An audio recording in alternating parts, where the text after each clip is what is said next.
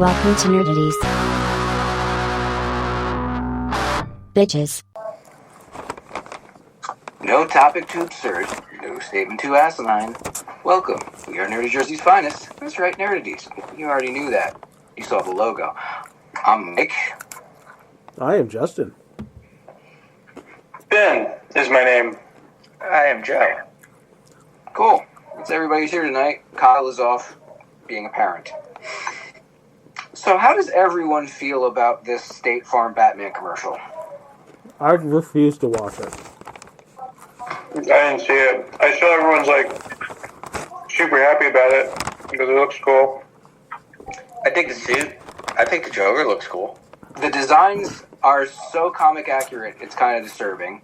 They have pretty much every villain in there except Bane. And some of the choices that they pulled to play these characters are interesting ones. Like DJ Qualls as the Riddler.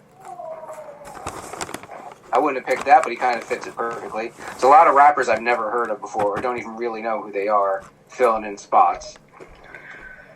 And it's kind of frustrating to me that one of the best looking versions of Batman in a while is being used to shill insurance. Mm-hmm. And it's all a joke, because it's Bateman and Batman. Yeah, until we get Alan Richardson in the Batsuit in live action. Yeah. And go back and forth on it, because the voice of Batman in it is, what's his face there? Oh, I can't remember his name.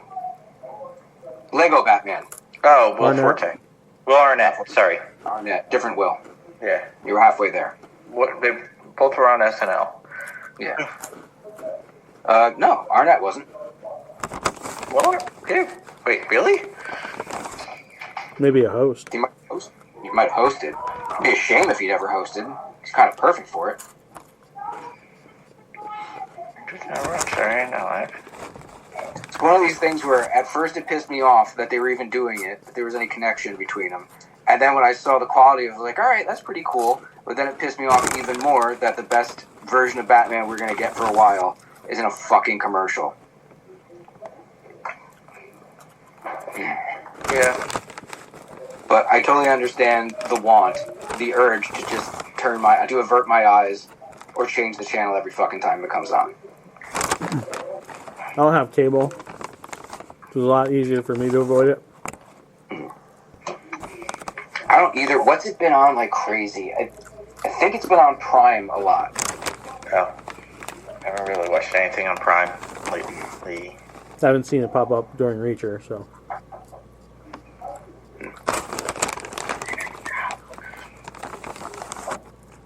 Well, that's the only group question I had. Does anybody have anything to get off their chest?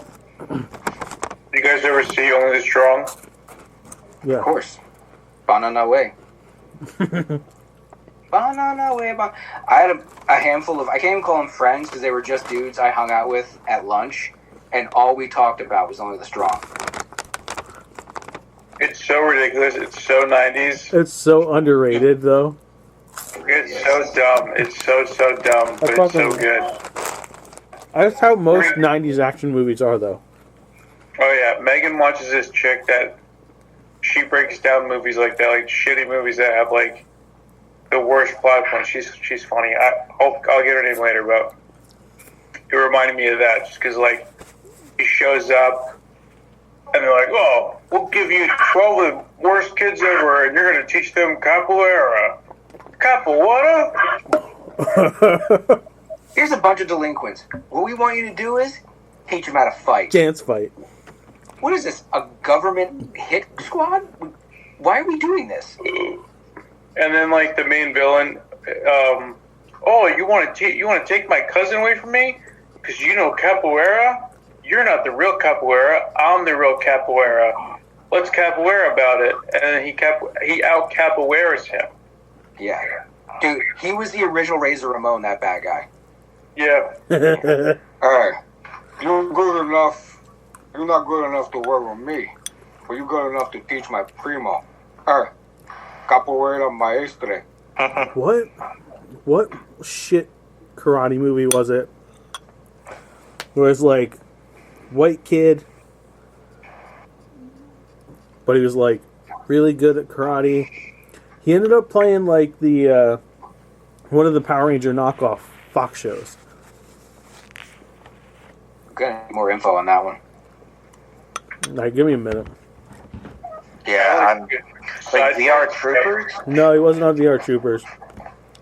Like, what other Power Ranger knockoff? Like, It was the one. It was the one with the dude was a bug. Beetleborgs? No, it wasn't Beetleborgs.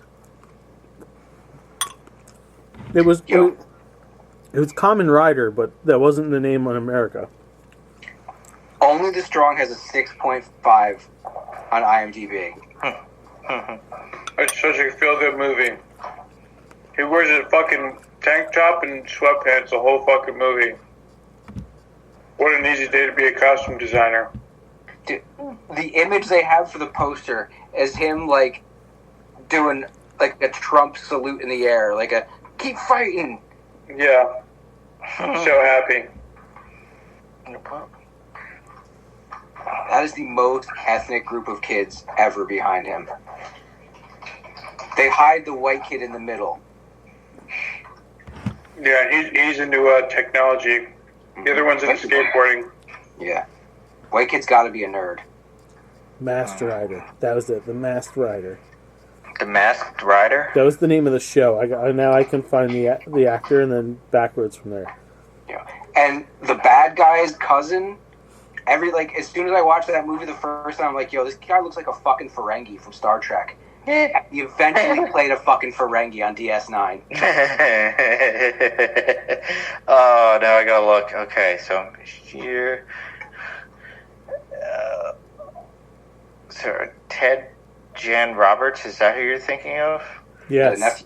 Oh, the guy, you're still on that one? Yeah. Yeah. I don't remember Masked Rider at all. Yeah, but he had a bunch of karate movies. So he had Magic Kid, Tiger Heart, A Dangerous Place, The Power Within, Magic Kid 2. Magic Kid. Yeah. I don't remember any of these. Are we talking like Three Ninjas level martial arts movies, A or bit higher than that. He was almost the prepubescent Chuck Norris, if you will. oh wow? Is it like Only the Strong kind of seriousness? But yeah, I think that's what triggered the memory.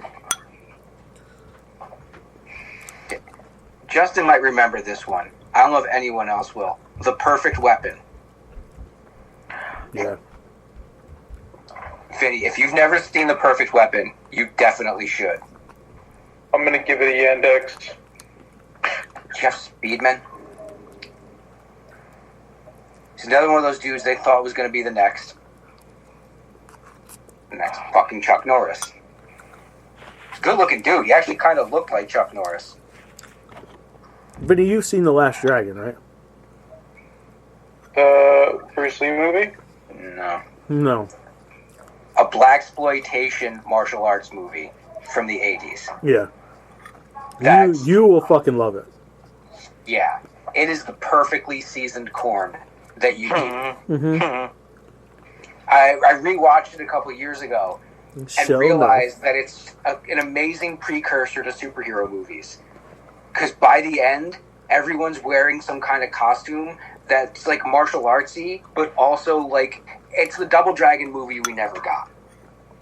Even though we got a Double Dragon movie. Oh, wow, William H. Macy's in it. Which movie? William H. Macy's in it. Oh, The Last Dragon.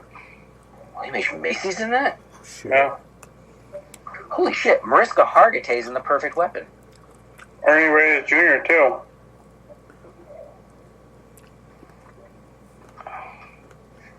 So worth checking out. The character's name is Bruce Leroy. Yeah. Yeah. Of course. So good. It's so And good. It has quite possibly the best theme song ever. Don't forget, it's not just The Last Dragon.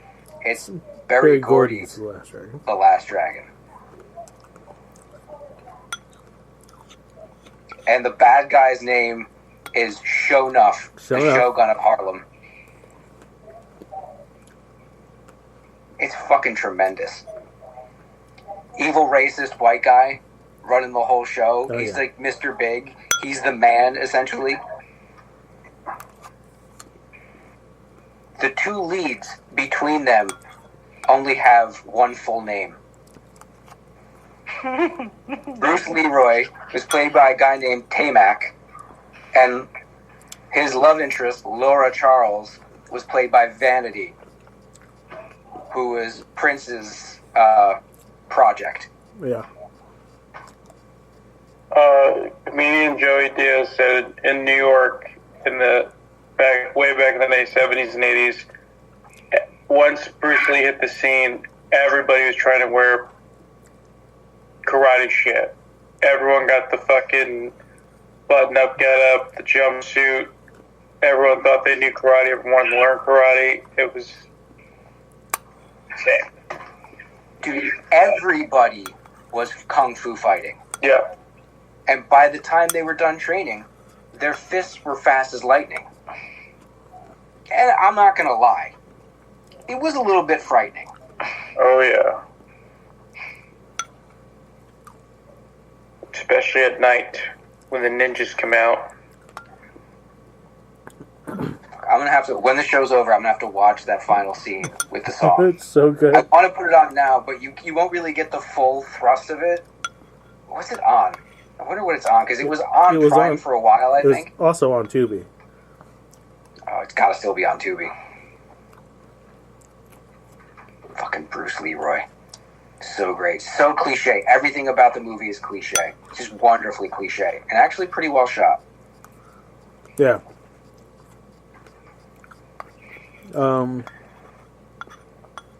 We had another D&D taping. Yeah. An EPW series of tapings. Yes. I don't want to ruin anything, but I'm pretty happy with the way things turned out. Well, 3 of my characters are happy with the way things turned out. I'm happy how... One of my characters... I am happy how it's turning out with that third character, because I had a fucking killer story develop in my head today. Okay. For her, and I was like, oh, this is going to be incredible. Yeah. My second strongest character overall literally has not won a match yet, and she's wrestled a lot. Yo. She Probably wrestled the most out of all of mine, and my tag team holds the strap. Yeah. They held the strap going into it. My weak-ass main guy has done better than this beast in the females division. And the worst luck with this character. And at first I was getting annoyed, but I've embraced it. I'm going to slide into this story. Whatever the hell it is, I'm going to run with it. I'm so very happy with it. So disheartening at first. And then, you know what? It's an anti-streak. She's the anti-Goldberg. Kyle's not here to defend himself over this, but I don't care.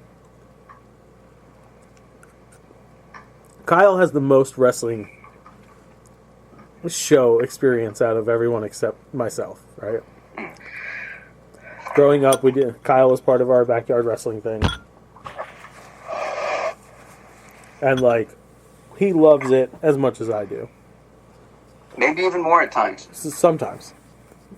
And his character, currently, is in, I'd say, the second biggest storyline on the show, right? But that would make sense since Kyle's the seasoned vet.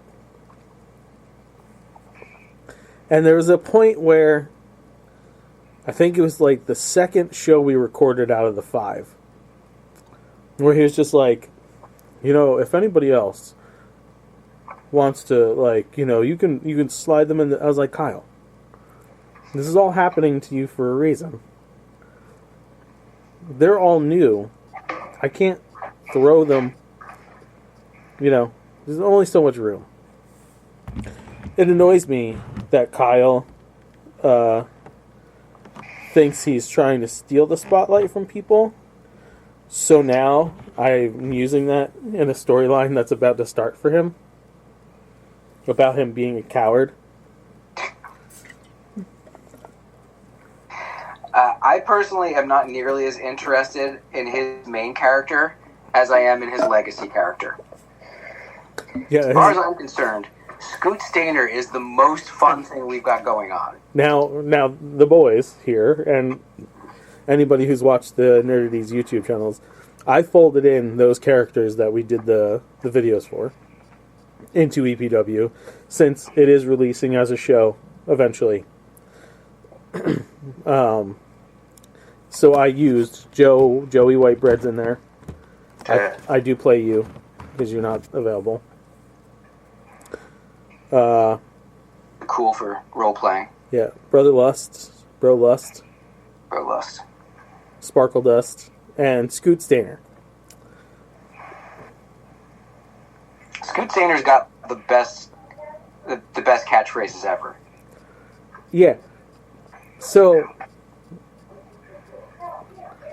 he was never meant to get to the point where he had gotten in the last round of tapings. Like they're supposed to be like the old guard, like the old guard. This is like, you know, when Hacksaw Jim Duggan or like Ricky the Dragon show up in like WWE. He's supposed to job. He's supposed to lay down. Or just like, you know, whoever the chicken shit heel of the month is, they get a victory over that. Somehow, because it's D&D and dice rolls are dice rolls, Scoot Stainer made it to the world title match. Boy, did. And Scoot Stainer is now the current EPW World Heavyweight Champion. And I thought I had a solution for that on this last round of taping. I was fucking wrong, because somehow Scoot Stainer retained his fucking title. And trust me when I say, it's just as interesting hearing this shit go down as knowing it. Knowing the results. It's kind of like when you found out that Mick Foley won the title. You're going to turn Nitro off. Yeah. You want to see it happen. Yeah, you want to know why. Yeah. Yeah. Now, and I, not to pat myself on the back too much, my second favorite thing after Scoot Stainer showing up at any given time is the back and forth that Sunny Days and the Super High Mickey Hookah had. Because I unintentionally created a character that's essentially the same character that they had in EPW for decades. Yes. And they had to meet. Yes. And when they met, I'm not going to say fireworks happened, but there was smoke. It was not even just for what we're doing. In all of wrestling entertainment, it was one of my favorite interactions there's ever been. Period. I'm happy with us. Yeah, it was really fucking good. We had everybody laughing. Which means I know people, when they listen to it, are going to crack the fuck up and be like, what the fuck is going on? And the storylines are laid out, but we do a lot of shooting from the hip. All our promos, all our interviews, yeah, I do all not, our back and forth, nose to there's nose. no writing of promos. Yeah. All improv. So know that going in. Yeah. How long do you think before we'll get it out to people? Do you want to do another taping so we have enough built up? That's my goal, because I don't know when the next taping is going to be. Okay. We should be able to do it next month. If we do it next month, we'll probably take May off. Unless, I mean, I could do May. So how many have we done now? 2, right? Yeah, we have 10 episodes. Okay. In total. If we can consecutively do it for the next 4 months, we can wrap by July, which would be great. If that's the case, and we can get everybody to commit to that, I would say I would launch this Memorial Day weekend. And you'll get weekly episodes. And the first round of tapings, we went very long, so you can tell as the show, not the quality of the show going downhill, but like everybody's energy level was starting to go down. This last round, because we started kind of on time, Kyle was late. But it's the knowing how to do stuff that's always the issue with these role-playing games. Yeah, but everybody's on their game on that second round, and it was fucking great. I have some brutal things that are going to happen over the next 4 tapings. If you drop a match with a fucking Demogorgon, I believe it. There is, I did something real fun and Easter eggy for the group. There's a sponsor on the show that is a nod to our first D&D campaign we had. Oh, yeah. That's fun. Yeah. Not just the once either. This is the longest running Yeah, advertising partner that EPW has. Yeah. It's probably going to get a shirt. I'm not even going to lie. Unicorn piss. That's all I'm saying.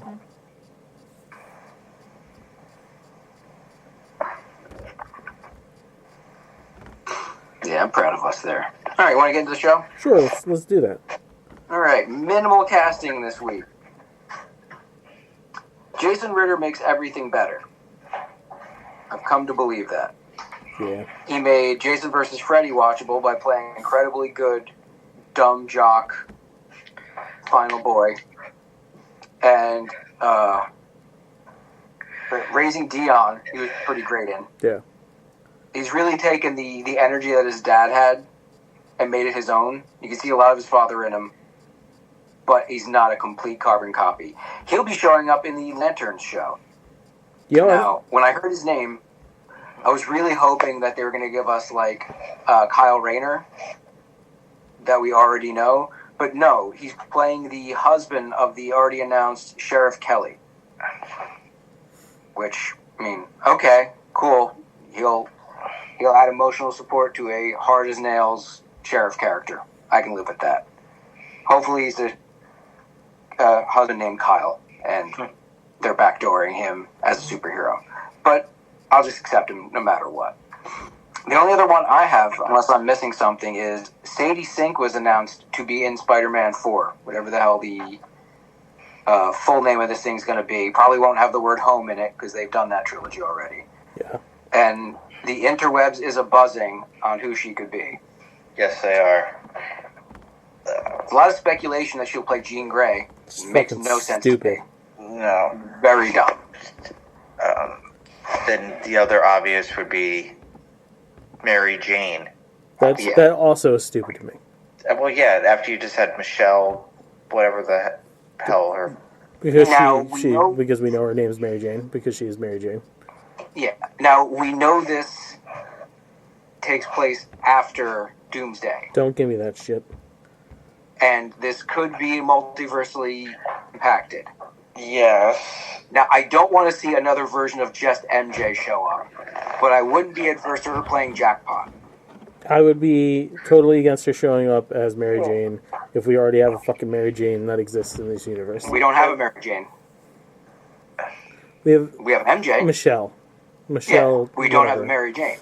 I throw it out there. Firestar. This I one could makes- see it. We know there's going to be Black Cat. It's not her. Yeah, definitely don't see her playing that. I don't see her. Nope. Not that What you if she's Aunt May variant from Earth 672? That's fine. We don't know that there's Black Cat, though. I can't say they've completely confirmed it, but it's... I don't think that's the story they're going to tell. There's ways you can go with it.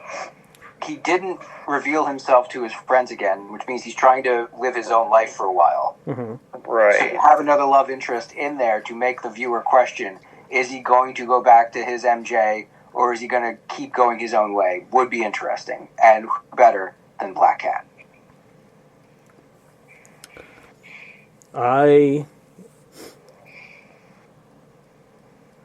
I think this is their way of getting the black suit in between the two movies.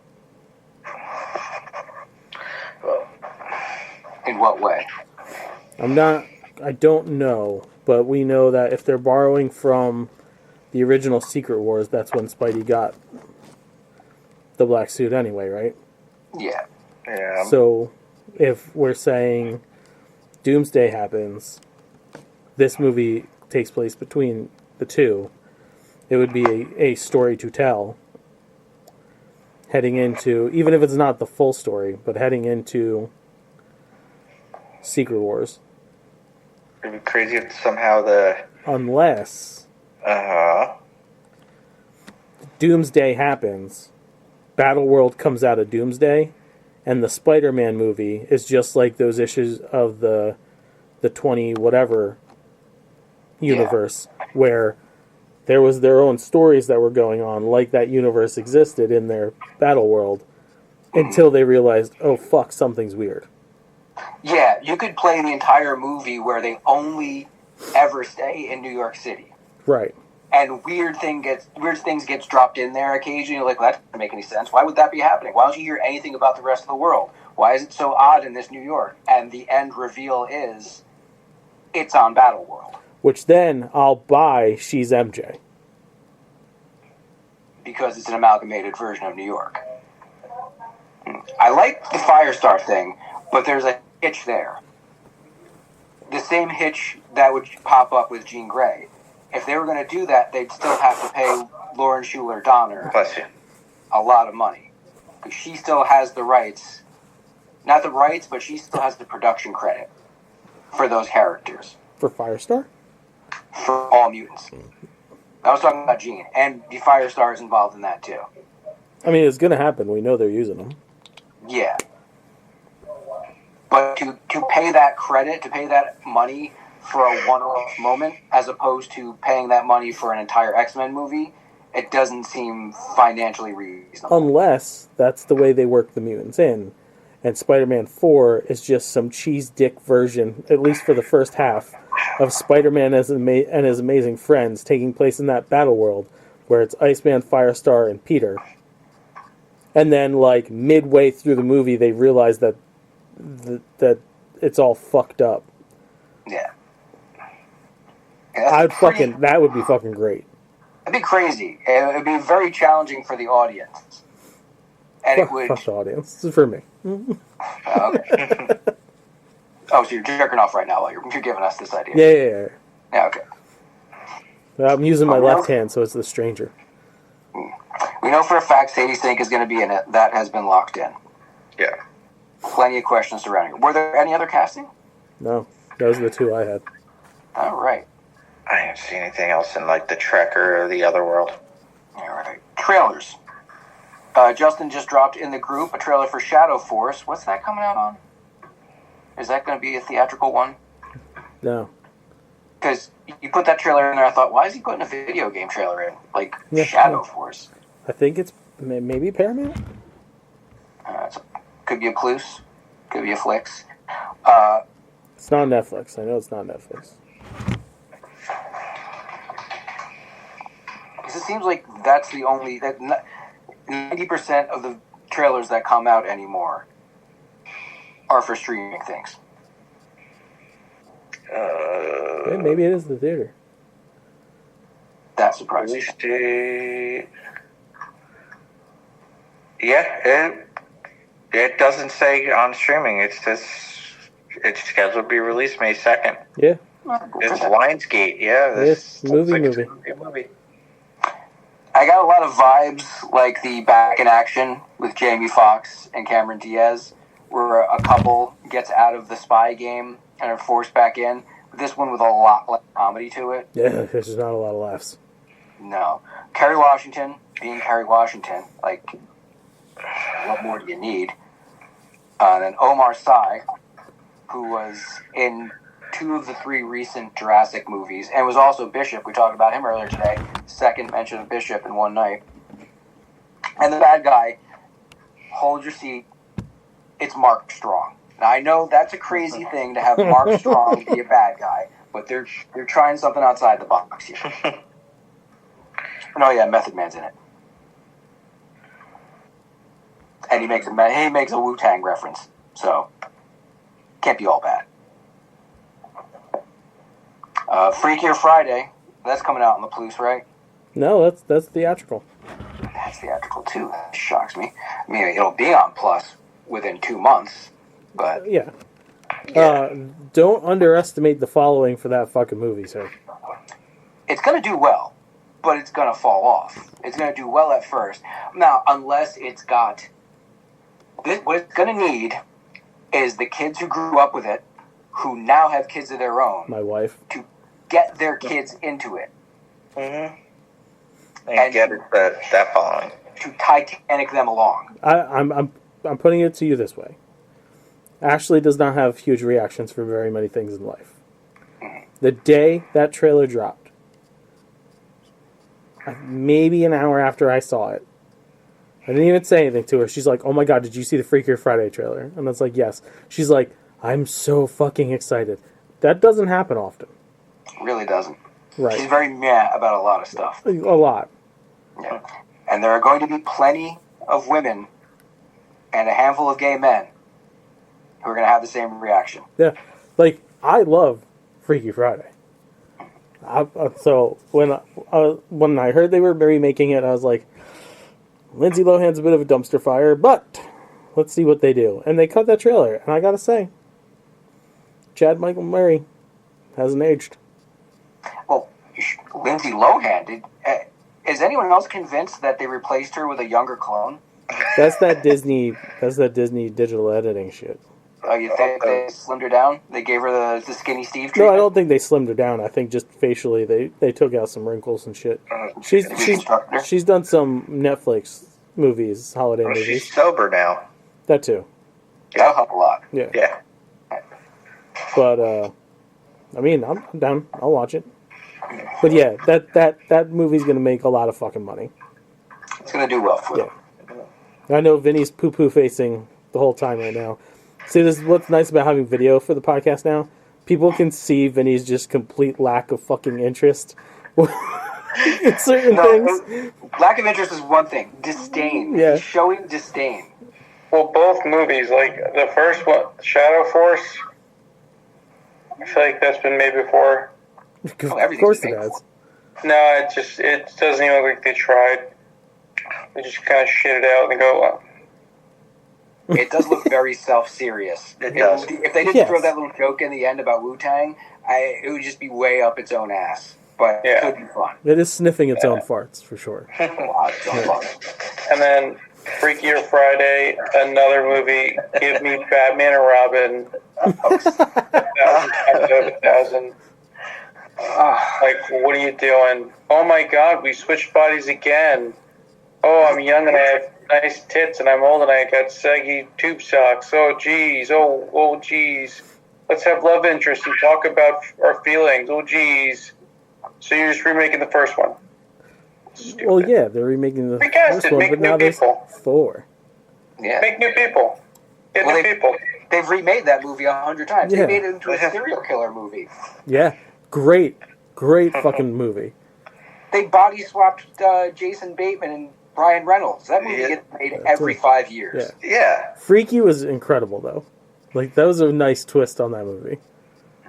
Is that still on Prime? I know that was on a streamer. The Cock, I believe. That's on the Cock. All right. But I'm happy we're doing video. You can watch this video on our YouTube channel or Spotify. Just saying. Throw it out there now. Happy Gilmore 2. All right. You know, totally I gotta watch it. say, I was pleasantly surprised with the trailer. I was like, okay, you know what? It's gonna be something. I thought maybe it was just gonna be half-assed, but it seems like it wants to tell. This is Creed, but in golf. Yeah. How dare you? This is Rocky Balboa. Balboa. Yeah. Yeah, that's right. Definitely Rocky Balboa of golf, except I don't expect... He's so crestfallen. I don't expect Adam Sandler to pull out one of those monologues like Stallone did in Creed or Rocky Balboa. This is how you win. It's not about how many times you can hit. It's about how you can get hit. Listen, I know MJF's in the movie, so So shit talking will happen. yeah. I just the opening part of the trailer was like, oh my god, I look like SpongeBob. Didn't look like SpongeBob at all. I look like that's. I feel like from Grown Ups on, everything is someone looks like something is his comedy shtick, and he doesn't move. He's not Happy Gilmore. That's not Happy Gilmore. That's the guy from Clicker Pixels. He looks like Happy Gilmore He does look like Happy. with a beard. Yeah. And I'm out. Bennett's in it. We're out. gonna get the bull dance. He's gonna. Oh yeah, definitely gonna get the bull dance. I wonder if what the hell? What's his friend's name in real life? Alan. Fuck. He's in every Adam Sandler movie. He played the caddy in the first one. Oh yeah, the dude from Grandma's Boy. Yeah. Yeah. I was kind of shocked I didn't see him in the trailer. We got Shooter. We know he's going to be in it. It's going to be a bunch of how old he is puns and. Of course. Yeah. Yeah, but I we're all getting old, so we appreciate this shit. That's fine, but it's just like make a good movie. If you're going to pick up a sequel and try to nostalgia hit us, But you don't make know. it good. You It don't know looks it's bad. like he wiped his ass with the first one, put it on a film projector, and he's doing this. We know we're going to get a Chubbs tribute. Better.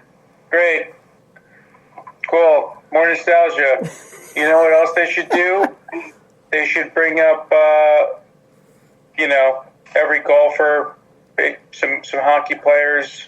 Bring some cameos. Some Wayne Gretzky. Does Wayne Gretzky golf? He might in this. Who knows? Listen, you throw in a Ben Stiller cameo in this bitch, I'm sold. Yeah, Ben Stiller, Spade, Kevin James. Let's get all them in there. Kevin This Nealon. guy looks like my friend Kevin, but it's not my friend Kevin. But this other guy, he looks like, and it's just how much he looks like. I want to throw my laptop. I'm mad about that trailer because it's exactly how I thought it was going to be. I hate when I'm right. The thing that makes me happy about it, I guarantee you, Julie Bowen took them to the fucking cleaners to get paid on this. Oh yeah. Oh, yeah. After like 10 seasons of Modern Family, she's a commodity now. It's like, people will be really pissed if I don't come back. There's no reason for me to not come back. So, Netflix dollars. Oh, the blonde lady? Yeah. Pay me my money in cash. I just want to be entertained with this. I just want to just feel Listen, like... it's on Netflix. If you have Netflix, you already paid for it. Just sit back and fucking enjoy them. Yeah, I will. this one. We'll get into Netflix films in a little bit. Yeah. You know what I do? I'm gonna hate watch it with my wife because I guarantee when I show her that trailer, she's gonna be like, "Wow, that looks dumb." I'm gonna be like, "That's why you're my number one." Want to watch this and make fun of it? Yeah, dude. Yeah. You really should get high before you watch it. Oh, yeah. For sure. Yeah. For sure. That's the only way you can watch it. Yeah, I love putting on shitty movies when she's not paying attention. And then her and I just kind of get into it in like a reverse way, like we're just like kind of shitting on it. It's the best. I haven't smoked in a while, but that one, I don't know. Actually, Cheech and Chong comes out before that, so that one might be the next one. There's another Cheech and Chong coming out? Yeah. Oh, it's a documentary. Yeah. God, dude. Like milking the fucking teat. It's Go not, away. It's not a real movie though. It is a documentary. So. Yeah. About what? Two stoners made a couple movies and they like weed? Wow, dude. Wow. Dude, Chong is still funny. Sure. Let's document it. We still got 3 more trailers. And so's Cheech, but Chong is still funny. Spinal Tap. We'll go through Spinal Tap 2 really quickly. It showed fucking nothing. It did show nothing, which is great. That's so Spinal Tap. It showed us 11 3 times. It showed us the number 11 3 times. Yeah. So, that sounds like a fantastic trailer. I didn't see it. Infinity sign. well, you don't really need to show much. It's a mockumentary. Yeah. And everyone involved has done pretty great stuff, so it'll probably be funny. Lilo and Stitch looks like a live-action version of Lilo and Stitch. And maybe more so than any other animated to live-action I've ever seen. Let me tell you, that little girl, fucking adorable. Fucking adorable. Yes. And the translations of the aliens, spot on. People were like butthurt that they're not aliens the entire time. That they're using the like cloaking humanoid thing, and they're like, Disney's just afraid to have fat aliens. Like, bro, it's like 2 seconds in a fucking trailer. That's not even a minute and a half. Just can we wait on these things, please? And it's probably to save a little bit on the budget. It's like it'll be second act stuff where they're not aliens, and then third act It'll they'll be in the fucking montage where they're playing the Elvis song. Who gives a shit? Yeah. I think they have a point. I agree with them. They're scared of fat aliens, Disney. Well, aren't you? Aren't we all scared of fat aliens?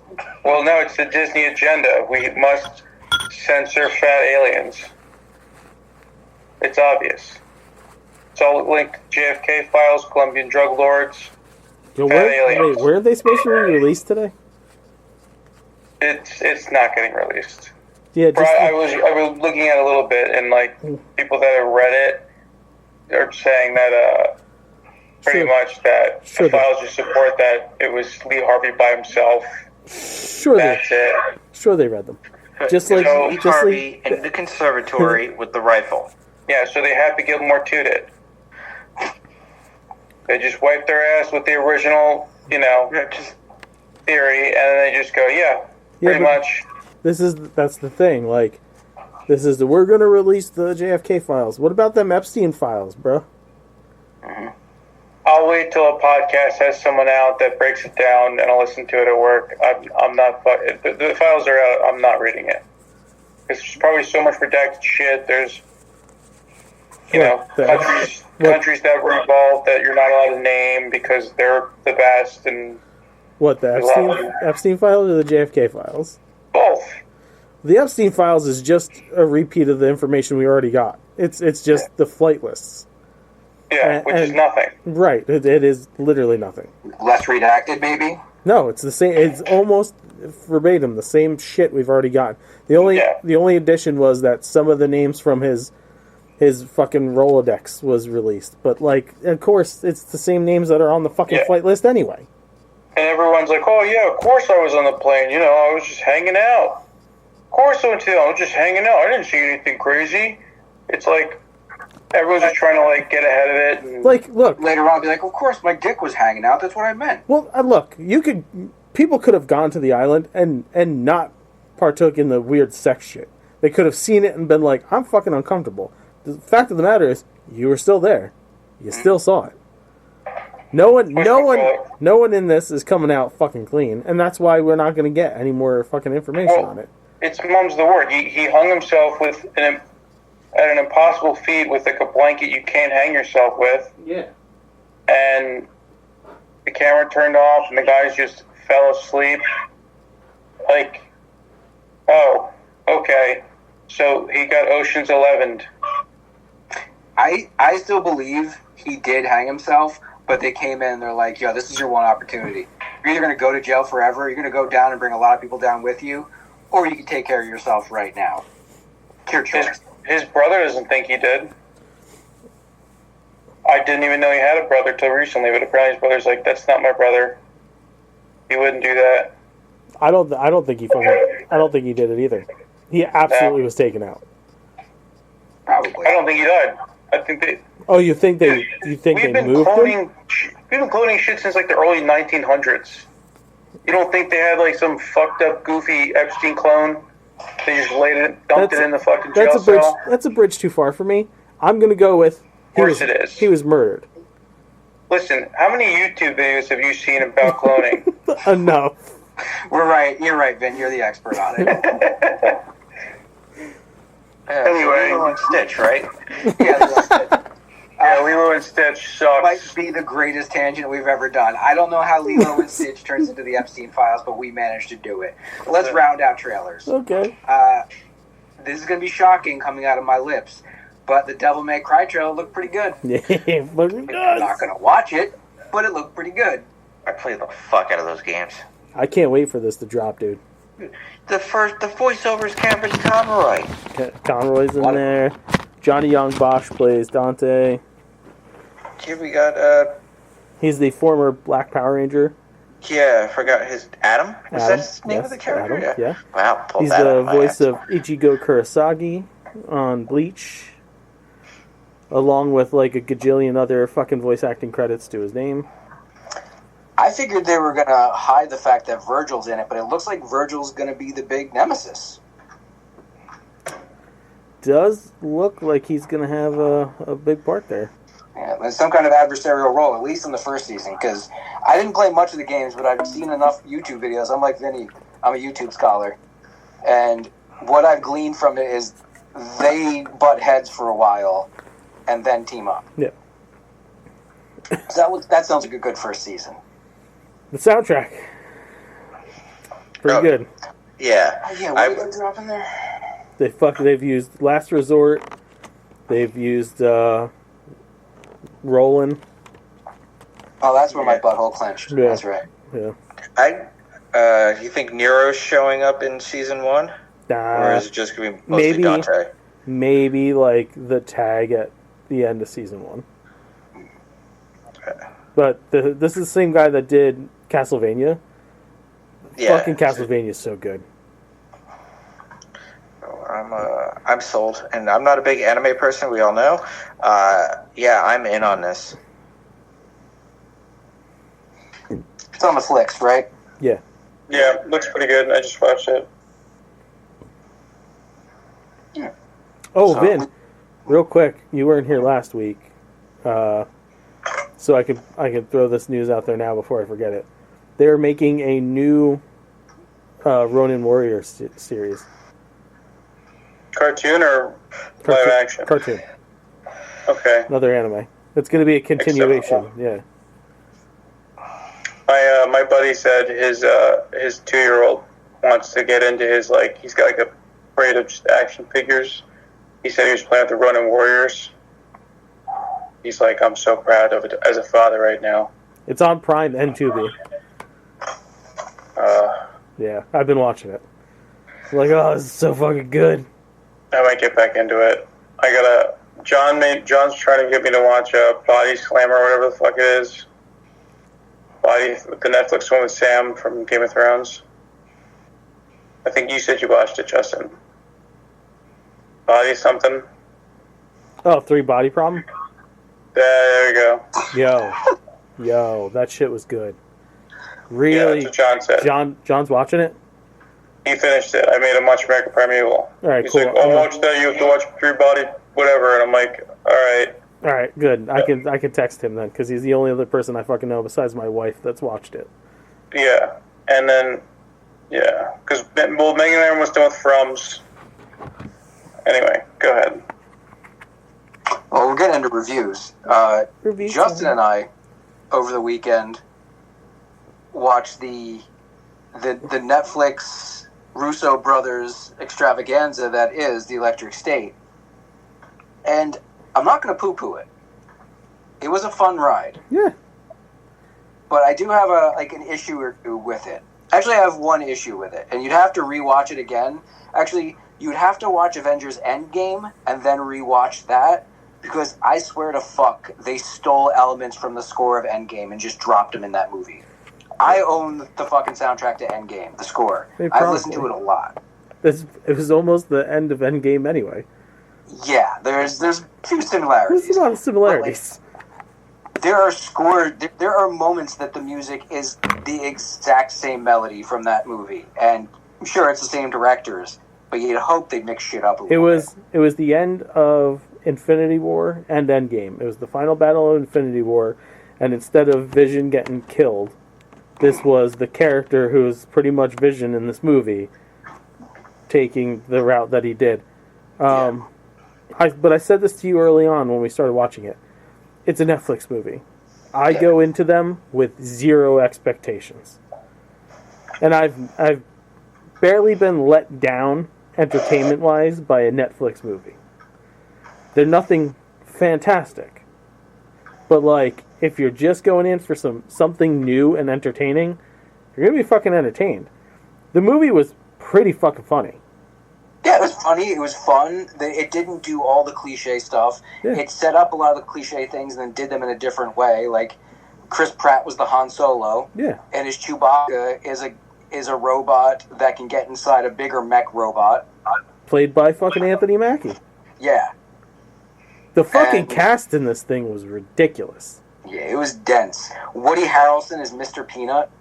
Like, stuff like that was kind of annoying. All right, you're doing product placement. I get it. Because it annoys me in movies when they drop products in there that don't exist. It takes me out of it. But adversely, it annoys me when they throw a product front and center that really does exist, because I understand what product placement is. Yeah, but, like, it wasn't that he was just the mascot. It was like, this was their robotic animatronic thing at, like, their factory, and he just happened to become fucking sentient. The thing that chafed my nuts a little bit was their chronological discrepancies. Yeah. So the movie takes place in an alternate 1994. Yeah. It starts in 1990. Yes. And then the bulk of it takes place in 94. Right. Now, in a montage in the beginning, it is mentioned that Kid Rock throws a party celebrating a thing that happens. I'm trying not to spoil. Yeah. The problem is, even though we did the research and saw that Kid Rock's first album came out in 1990... 88 or 90. Yeah. Yeah. Nobody knew who the fuck Kid Rock was. Right. He didn't hit fame until 98. Yeah. Right. No one would be talking about him. And no one would be talking about him in reference to a political thing until around now. Yeah, 'Cause 99, remember I back think in, like, 98? Yeah. He was... Either you liked him for his music or you didn't like him, but his general aura was just like, he's an okay guy. Right. Now, another thing happens where there's Big Mouth Billy Bass. Yeah. Big Mouth Billy Bass did not become a product until 1998. 4 years after the events of this film. Now, you can do some mental gymnastics and say, different reality, things came out at different times, but that's annoying. It's just late. They could have put any other thing in there. They could have said Ted Nugent. Yeah. And it would have landed. They could have had any number of toys in there that was mechanized. But they did these couple of things, and it's like, it's so obvious it takes you out of the moment. But yeah, I was going to describe the movie, it's Ready Player One as told through a Civil War documentary. Yeah. Which isn't bad. Pratt and Millie Bobby Brown play off each other really well. Yeah. Not to spoil too much, but Giancarlo Esposito isn't a complete piece of shit the entire movie. Yeah? Now, mind-blowing. Let's not get it twisted. He's by no means a fucking hero. Not even a little. But he's not nearly as big a piece of shit as Stanley Tucci is in this movie. Totally worth checking out, though. If you already own Netflix, give it the 90 or so minutes. It's not a long watch. Not long. It was good. Worth your time. I finally watched Moana 2. Me too. Me 3? Yeah. Oh, This weekend. Yeah. Sweet. Some great emotion.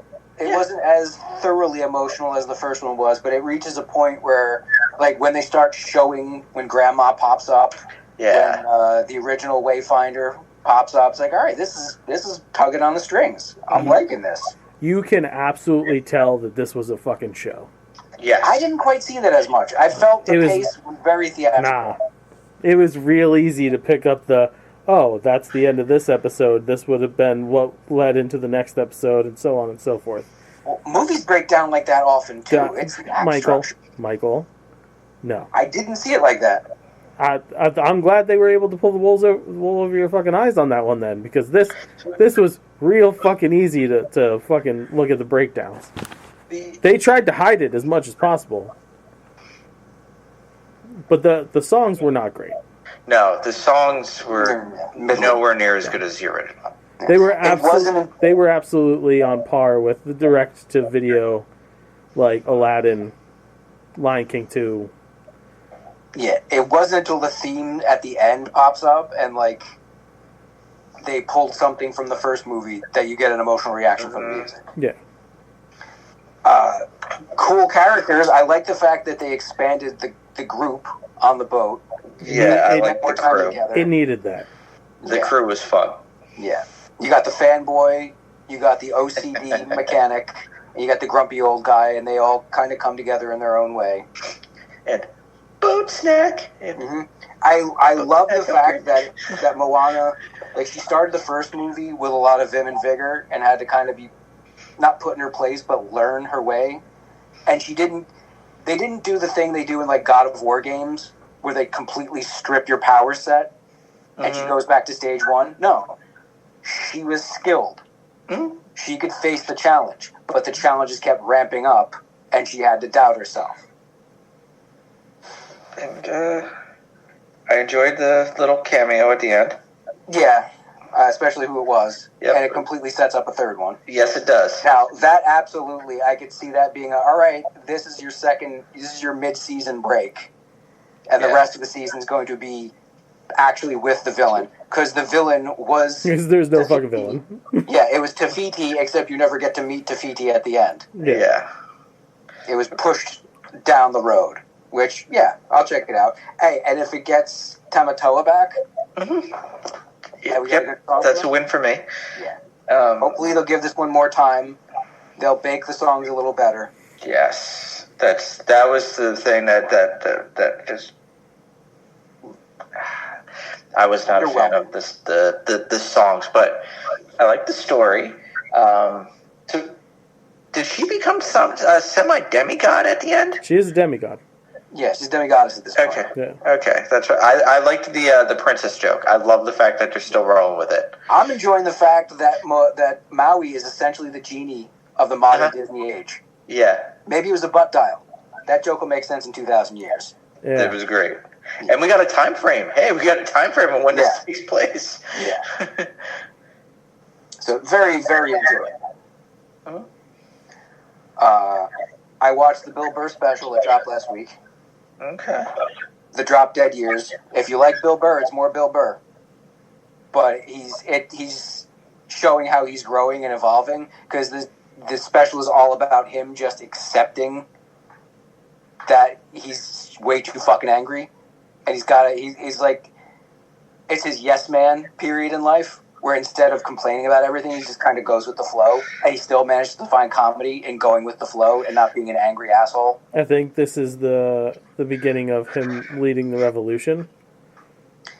Yeah. Yeah. Because he's one of the few people. Out of all the people, he was not the one that I thought would be making stands.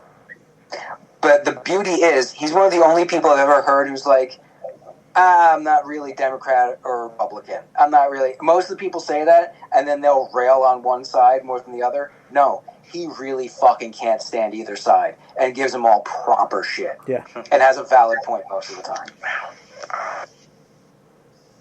And will, at the end of his sentences, at the end of his tirade, be like, well, don't fucking listen to me, I'm an idiot. Well, there's some nuggets of truth in there. Totally worth checking out. And it's only like a 90-minute set. That's all my reviews. Anybody else got something? I have some. Yeah, seems. Well, besides all this Ghostbusters talk that we've been having in the chat, and I did totally rewatch Ghostbusters 1 and 2 because they're on the Max. They are back on Max, yeah. I watched War of the Rohirrim. I haven't watched it yet. How is it? It is fucking beautiful. Yeah. Whoever did the artwork for that movie... That's full-fledged anime, right? That's an anime house, yeah. It is beautiful. The story's okay. I'll give the story an okay, but the visuals to me just keep you in it. I keep hesitating pulling the trigger on that one, but it's good to hear some kind of positive outlook on it. Yeah, the story's pretty predictable, but fuck, that artwork is worth the price of admission. But fuck. Yeah. And then I watched the thing that we all watched, so I'll wait. Yeah, we'll get to that in a minute. Yeah. Vin, you were in here last week. I watched Gladiator 2. Yeah, what'd you think? So I thought if they didn't try to shoehorn it connecting to Maximus, I thought it was a really solid Gladiator movie. Yeah. But it really does suffer from the want of needing to connect to the original movie. I know, because it's not even, like, close. No. But, like, on its own, if they would have just left it alone and just been its own thing, it was really fucking good. I thought it told a really good story. Yeah, I don't think it was bad. It was fine. I came up with the same thing. Like, it's not the first one. No. But it's fine if you don't think of it as, like, in relationship to the first one, but they kind of have to... I mean... They shouldn't need to. They should be able to tell another story about a gladiator in that same universe without connecting it to the first one. Did you read the plot for the Russell Crowe sequel that they had planned out? That sounded like God of shit. That sounded very tough to do. He died. He was going to be in the afterlife, fighting the gods. Yeah. Oh, no, I read something different. It was, they pull him back, and he's immortal now, and he's got to, like, they show him through, like, a bunch of different battles, and then, like, the movie ends where he's, like, in the Secret Service or some shit. So it would have been Kratos. It sounds like Kratos meets Berserker. Uh-huh. Yeah. I might have saved it. Hold on. I'm going to quote Men on Film. Hated it. Mm-hmm. Sounds like sci-fi fantasy trash. Yep. While Vin looks it up, I watched The Parenting on Max. Oh, wow, okay. Well, that dropped on Max. Yes. Forgot that's on Max. All right, I'm going to give that a check out. Bruh. Strong horror? It's a fucking horror comedy. Okay. And Now, it's fucking great. The high water mark for horror comedy is Shaun of the Dead, as far as I'm concerned. It's 90 minutes. I mean, it's hard to compare it because it is two completely different styles of horror. Does it hit the mark it intended in the same way Shaun of the Dead did? Sure, absolutely. Okay, that's worth watching for me. If it pulls off the style of movie, Shaun of the Dead as a comedy zombie movie, yeah, is totally different than a funny haunted house horror movie that still has strong horror elements. That's the thing I'm concerned about. So, like, that's the thing, right? So, from the trailer, you kind of expect that, and it kind of that, but not. It's demonic possession. Okay, But which can go many different ways. But right, but in like, in a subtly touching, like, this is what it's like being a parent to older children. And then this is what it's like for older kids in a relationship who kind of form their own family and then have to deal with, like, the struggle of trying to maintain the bonds of the original family. Everybody in it is fucking fantastic. Okay. And funny as fuck. All right. Sounds worth taking time for. Yeah, really is. And they do some cool visual shit. Like, because it's not like... it's not straight up horror 24/7 during it. When they use the horror, they were able to put budget money into the shit that happens. So it's like, so it doesn't look cheap and it doesn't take over the. No. So like really cool designs of a couple things, really good CGI when they have to use it. But That's important. But and again, like 90 minutes, like. It goes. It's great. Sounds like they're using the Jordan Peele method, where you don't rely on your visual elements, but when they come in, they got to be quality and they got to be important. Yeah. even give enough time to like build the backstory of what the fuck is happening. It's solid. Like, I really enjoyed the fuck out of it. I have to remember. I have to put that on the list. All right. Do we want to dip into that horrendous treatment or move along? The Gladiator. Did you? What I said was accurate. Yeah, it's like he's supposed to live for an eternity, go through the Crusades and other battles, and he ends up in the Pentagon. Yeah, so Kratos becomes Wolverine. And I guess Ridley Scott freaked out. He's like, "That's fucking dumb." Yep. I could absolutely see them handing him that script and him getting like halfway through it and be like, "Is this a fucking joke? Have I joked to you?" Yeah, well, there was that one, and I think I heard when there was like, I guess Rome wasn't done with them. Like there was something else he had to do to like, which would have been more like less supernatural. Like just him being resurrected would have been like the supernatural. Everything else was just regular. Yeah, I'm glad they didn't do any of that. Yeah.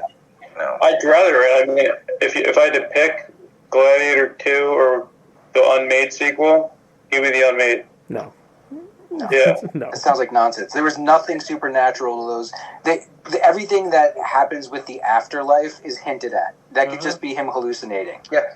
To actually validate it and be like, no, there was gods this whole time, and there's a supernatural element that's been in the. It would have hurt the first movie more than this sequel did. Yeah. Yeah, his whole afterlife thing, visions were his dreams. Those were his visions. They were him coping with his loss. Yeah. Yes. When he finally dies, death. It's not like, oh yeah, now he's actually in the afterlife. You could read it that way, but that's personal preference. If they literally bring the motherfucker back, it's like, all right, what are we doing here? Does he have chain whips?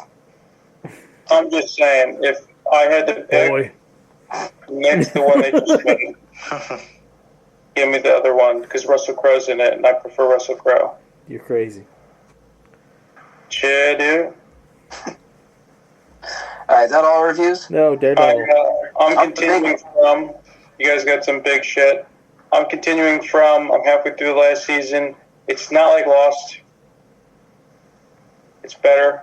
They have a direction? Yes, I will say they're not in purgatory. I can comfortably say that. Oh, we can confirm they're not?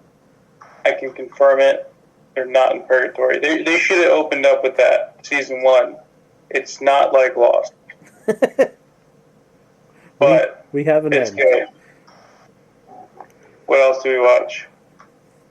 I don't think we watch anything else. That's it. Okay.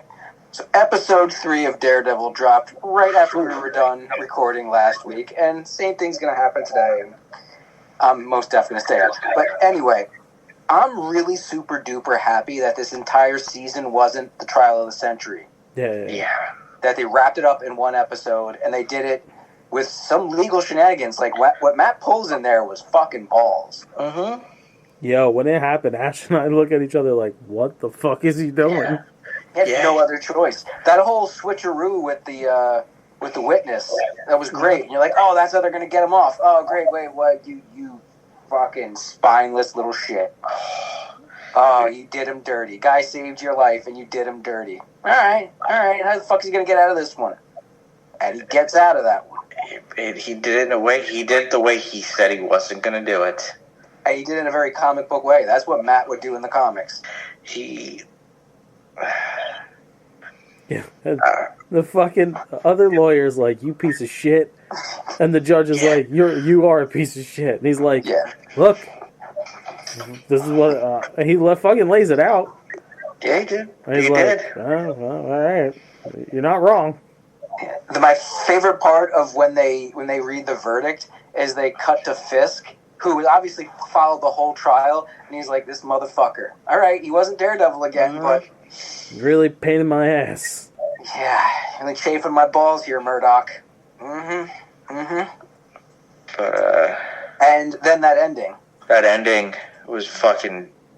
dude, my jaw dropped. But now, the whole time after it happened, I'm like, that's not Frank. It's definitely not. That's Frank. not Frank. As soon as it happened, and they showed the vest, first thing popped in my mind, like, that's not Frank. Yeah. I had seen a shot of I did too. on the street. You saw that one? I saw that. Did you know that moment was coming? Because I was like, holy shit, he's going down now. They're gonna fucking kill him now. I didn't know. I knew it was gonna come, but I didn't expect it right there and then. I knew it was happening. I knew it was a setup. Yeah. Hey, he went for a walk. He went to go. He went on patrol. Yeah. He went back. He went back in action. But I think the show's good so far, but I have to say, that was the dumbest shit I've ever seen. He's just, I'm gonna go patrol now. Hey, asshole. You just got off in front of a room full of cops. Murdoch told you you can't do this anymore. And you put on, He straight up said, it's not a choice. This is my life. This is But, where like, here's the he thing. doesn't jump off rooftops. He doesn't have like a police scanner. He goes for a walk. But the thing is, too, like, he talks about the amulet giving him his powers, right? Yes. And he gets capped in the fucking head. it doesn't make him bulletproof. No. It makes him stronger and faster. But a bullet to the head's going to stop pretty much anyone, unless they have a bulletproof helmet like Matt does. Now, So- which cop do you think that was? I don't think we saw the cop, because I saw a picture. I think I saw a picture today. I think it's the cop that Matt beat the shit out of. It's either him or the one in the courtroom who says, the blah, blah, blah, this guy can't live. Like, it's someone that was in that courtroom. The person was in. I know who it was. The person was in the courtroom. Yeah. The fucking tattoo on that, it was like, Well, on all of them. There's a whole bunch of them with it. God. One has the Cody Rhodes. One has Neck it tattoo, on his yeah. wrist. Mm-hmm. Yeah. Like The whole bunch of them have want- it. Yeah. They're pulling that whole bit from the Punisher run they did. What was it? It was only a couple years ago. Yeah, it's very fresh because it was a response to all the people and a lot of the cops in real life emulating the Punisher. Mm-hmm. And they're saying, why the fuck would you emulate? He's a cautionary tale. He's not an actual hero. He's our anti-hero. Mm-hmm. And yeah, I want to see these guys pay to get. They're going to get punished. I don't think You don't think? I don't think so. No, Matt's going to have to come in. Because Yeah. you've seen in the trailer that Frank isn't shaved. Like they keep doing this thing with Frank where like he'll get sucked back in and then go out and get all scraggly and be like, all right, it's not my life anymore. It's not my life. And then something drags him in and he gets clean cut. At the end of the second season of Punisher, he was fully invested. Something happened between then I and don't here where he think pulled out. I don't think he gets involved. He's getting his own series, so eventually he's not getting his own series. He's getting one shot. So eventually, he's going to get. You don't put the Punisher in there without having him fire a gun. I beg to differ. I think if you're going to give him the special, that's when he picks up the whatever again. Nah, because I think that would take way too much time in the special to set up. You want the special to be. I want the special to be balls to the wall. So I think you got to get him back in action in this series. We'll see what happens tonight. Yes. This has got to be where that scene in the locker room has got to happen in this episode. I watched as I said, I watched the trailer for it. I'm not going to say anything. But how about the Morales name drop? Yeah. Yeah, I said that to Mike. I texted him. I was like, they just name drop Morales. So, because they're saying, I keep reading about season 2. Matt's going to put together a team. And then I've also read by the end of season 1, there will be somebody popping up. One of the Defenders has got to show up by the end. He's reforming the Defenders in season 2. Yeah. And it probably won't just be those 3 other characters. Right. So I think the person who's going to the cameo they're saying is going to be in at the end of season 1 is going to be Donald Glover. There's going to be another Miles Morales. It's Jessica Jones. Most likely. She's been spotting that hair for a fairly long time now. She's been teasing it now for weeks. Yeah. I think also the niece of the White Tiger is going to take over that role. Yes. Because in the comics, that's exactly what happened. White Tiger got killed, and his niece is currently that character. Yeah. And they already showed her in the courtroom. Yeah. It is terrible. Like Kamar De Los Reyes, he was good. He was good. And it's sad that he's you knew the character would probably die, given the fact that the actor who played him died in real life. But that was shocking. Yeah, I didn't Even though he expect was it so soon. Yeah. Like I said, I'm just happy they didn't they didn't stretch this taffy forever. That it was basically the whole trial took place in one episode. Yeah. And we can move from there. All right. Yeah. So we'll find out tonight. Keeping in line with Marvel Knights stuff, in the comics world, the Marvel Knights line is coming back. Which has been gone for about 20 years now, at least 15 years. About that. They're restarting it with a story called The World to Come, being written by Christopher Priest, who wrote the original Black Panther run in Marvel Knights, being drawn by Joe Quesada. Ooh, really? And it's going to be about the death of T'Challa. Oh, fuck. Yeah, so this is going to be very important.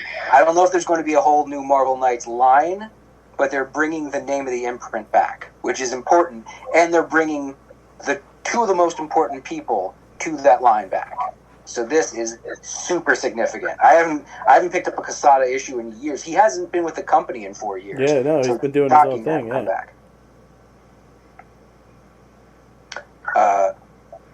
There's been a little bit of revelation on what this new Anaconda movie is about. An anaconda. A big snake. My wiener. You're either going to laugh uproariously or roll the fuck out of your eyes. This is not a sequel to any of the other Anaconda movies.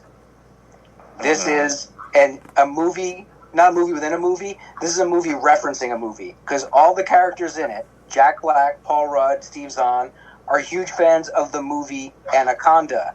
And they go down into the Amazon because of the movie Anaconda. It's being directed by Tom Gormican, who directed The Unbearable Weight of Massive Talent. I'm out. So he's a guy who likes reference. I'm out. Yeah, I knew you were. Yeah, I knew you I'm were. out. That was a great fucking movie. So I am very interested in this now. Speaking of Rudd, so James and I do this thing on Sundays. I follow a bunch of like old nostalgia pages on Facebook, so I'll save their articles and their videos and stuff. And on Sunday night, when Ash is laying Zach down to sleep, him and I show him all this stuff from our childhood. There was a 1989 commercial with Paul Rudd for Nintendo. Yes, there was. Yes. Yes. And I show it to him, and he goes, "How is that possible?" They look exactly the same? Yes. Yeah. James is like, he only looks slightly younger. 5 years older now. Yeah. Maybe 5 years. He's like, what is that a, like, he goes, how? And I was like, honestly, the world doesn't know.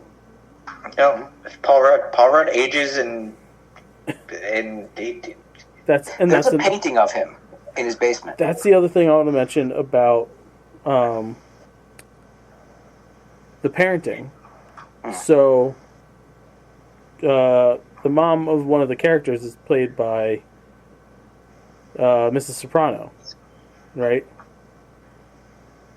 Why can't I remember her name? I'm blanking on her name too. Edie Falco. Edie Falco. There we go. Yeah. Right out of my house. Edie Falco, that's it. Carmela. Carmela. Yeah. She actually looks younger in this fucking movie than she did in all of Sopranos. That's kind of crazy. Bro. Because the last few things I'd seen her in, she was starting to show some age. At first, I thought I was being crazy about it. And I said to Ashley, I was like, it's weird. She looks younger than she did in Sopranos. She's like, I wasn't going to say it out loud. But she really fucking does.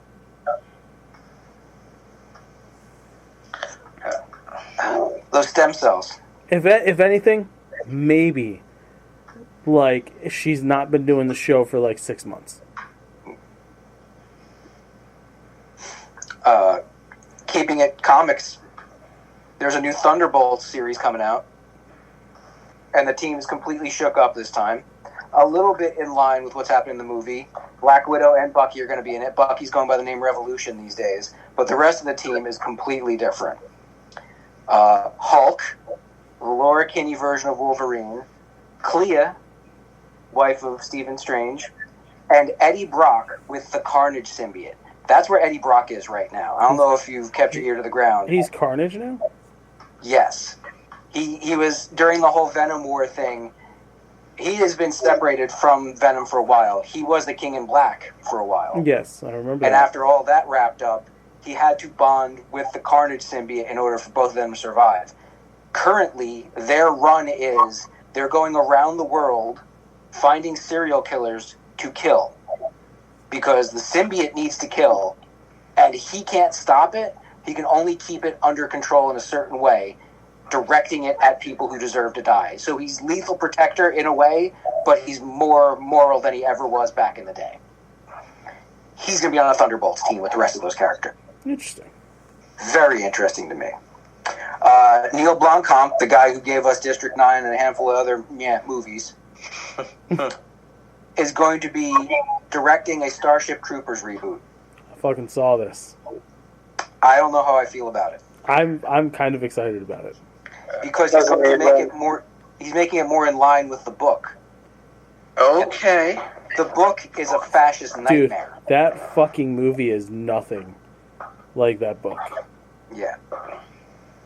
The book supports the notions that are put forward in the movie. Like, you know how, like, it basically mocks the notion of totalitarianism and fascism and one world nations and shit like that. The book supports it and emphasizes those things. So I don't know if he's going to put a spin on that, make it look less satirical. You know he's going to do something with it, because he's not one to like that kind of thing. Yeah, he's a very open-minded, progressive individual. Yes.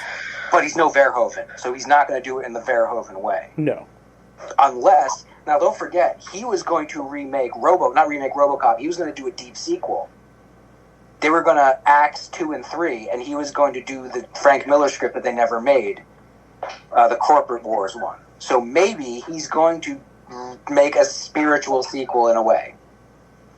This has me interested, but, trepidatious. And my last bit of news, unless you guys have already heard it, Justin and Joe, this will get you excited.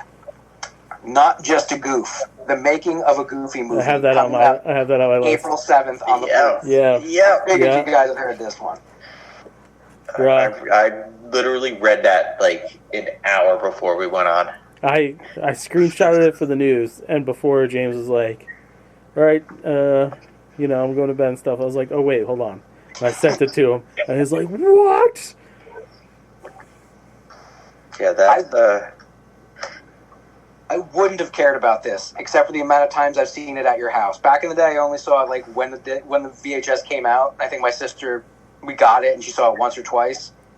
Yeah, you guys have hammered it home. I am almost positive. I know she'll never cop to it, but I'm almost positive the reason that my wife and I got together after our first date was our genuine love of a Goofy movie. It couldn't hurt. That's all my stories, though. All right. Well, here we go. I got some stuff for you.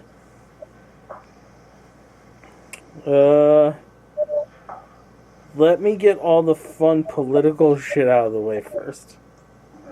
We're gonna do that now? I thought we saved that for the end. We usually save it for the end, but like some of these are a bit much.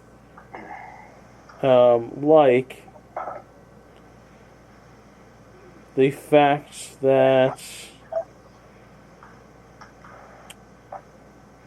segregated facilities are no longer explicitly banned in federal contracts. Yeah, I just saw something about that an hour or so ago. Yeah. They're turning back the clock to the 50s. Yeah. Yeah. Yeah. And you also have that information about minorities and women as being erased from the Arlington Cemetery website. Yep.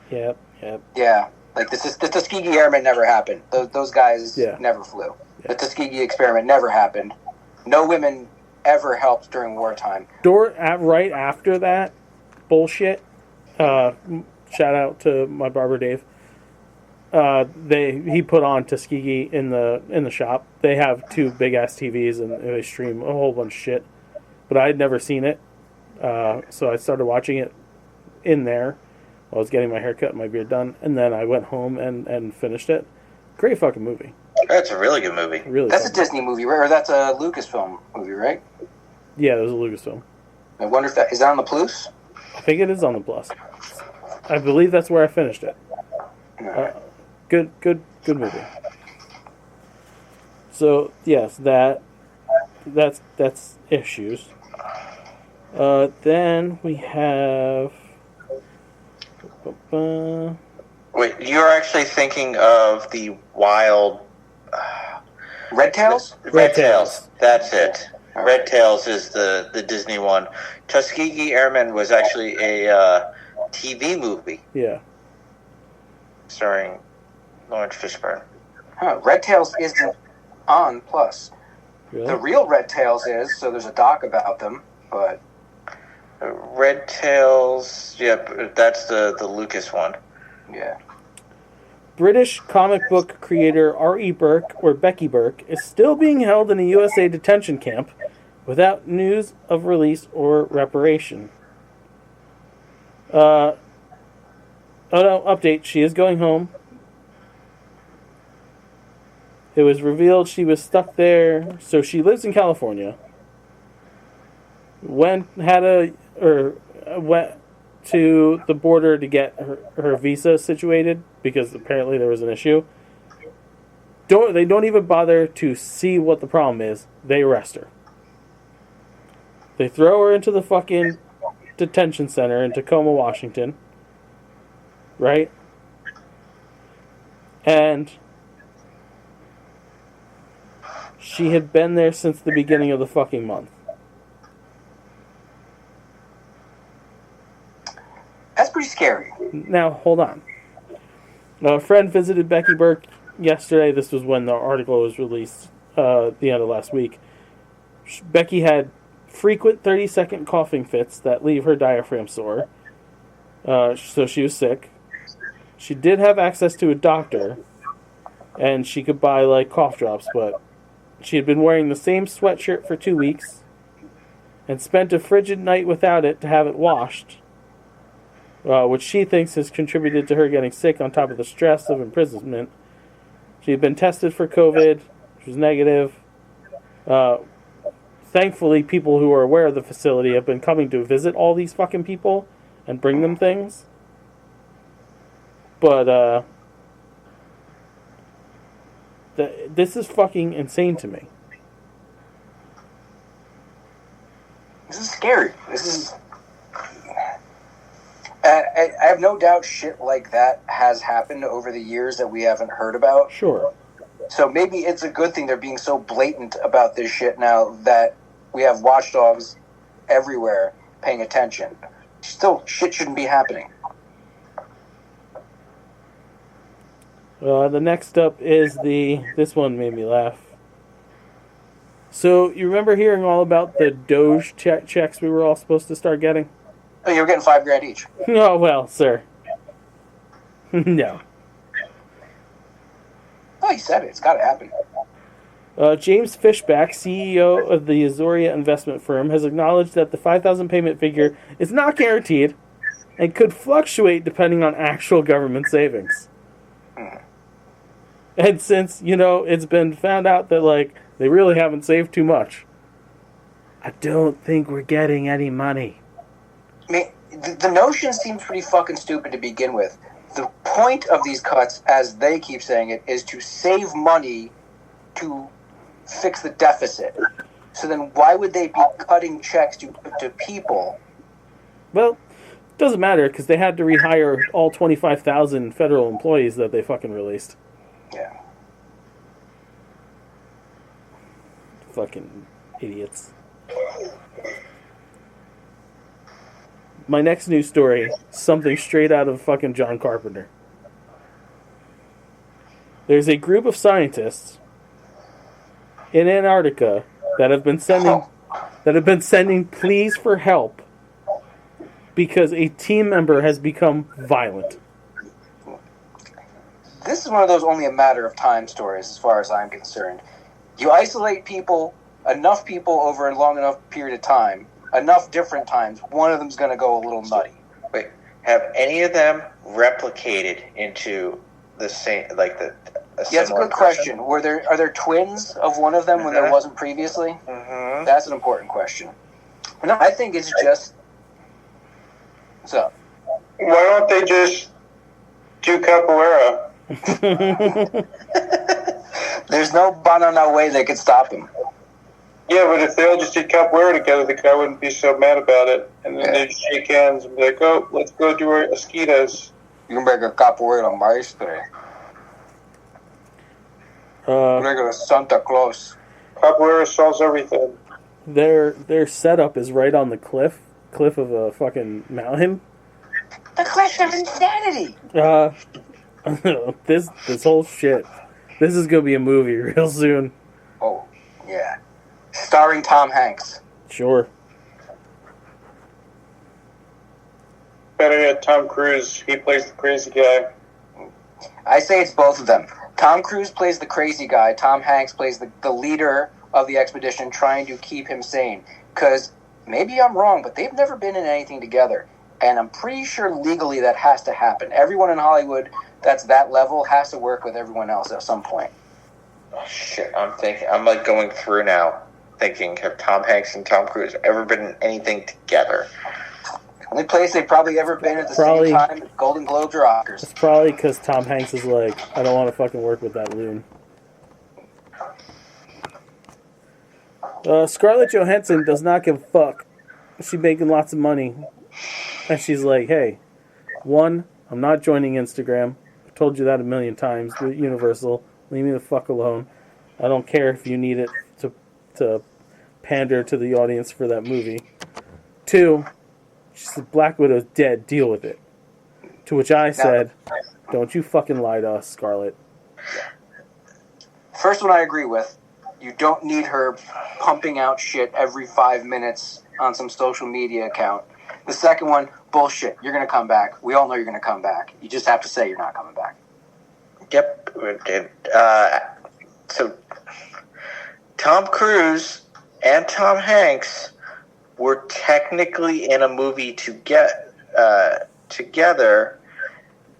but in that archival footage, they were in the movie The Queen. Okay, so no. That's it. Yeah. No. Yeah. They never worked. Tom Cruise and eyes wide shut, getting banged in one of the rooms while Tom Cruise is walking through with the mask on.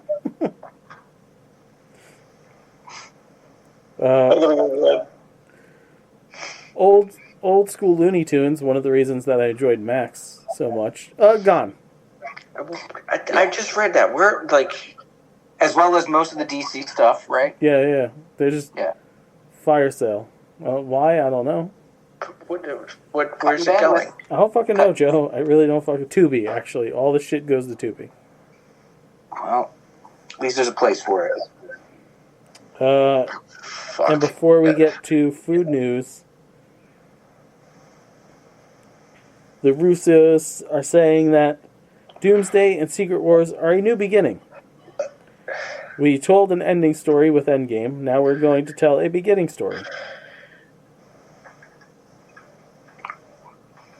Alright. Press the reboot button.